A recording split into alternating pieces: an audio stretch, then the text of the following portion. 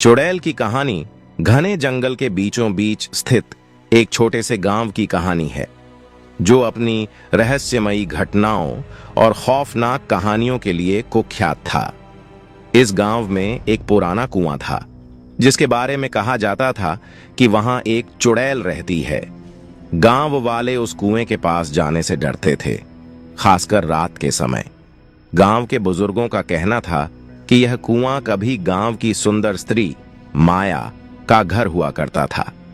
माया बेहद खूबसूरत थी और अपनी मीठी आवाज से सबका दिल जीत लेती थी। लेकिन उसकी इस खूबसूरती और सरलता से गांव की अन्य महिलाएं जलने लगीं।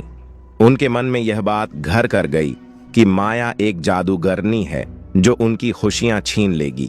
एक दिन गांव की महिलाओं ने माया पर झूठा आरोप लगाकर पंचायत में उसकी शिकायत कर दी। उन्होंने माया को जादू टोने का दोषी ठहराया। पंचायत के फैसले के अनुसार माया को उस पुराने कुएं में जिंदा ही फेंक दिया गया। कहते हैं, माया ने अपनी मौत से पहले गांव वालों को श्राप दिया कि उसका निर्दोष खून गांव को चैन से जीने नहीं देगा। माया की मौत के कुछ ही दिन बाद गांव में अजीब घटनाएं होने लगीं। रात में कुएं के पास से किसी के रोने और चीखने की आवाजें आती थीं। जो भी उस कुएं के पास रात को गया, वह या तो गायब हो गया या फिर पागल होकर लौटा। धीरे धीरे गांव के लोग उस कुएं को चुड़ैल का कुआं कहने लगे।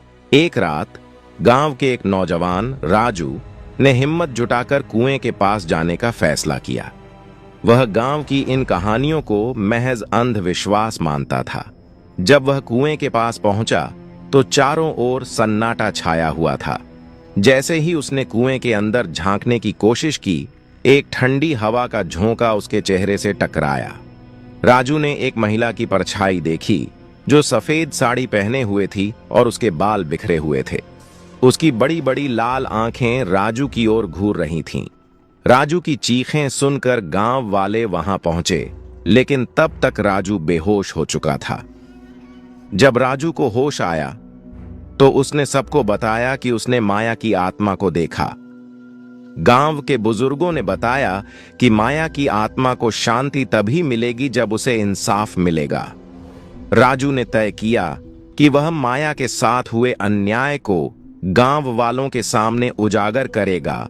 राजू ने गांव की पुरानी किताबों और दस्तावेजों को खंगालना शुरू किया।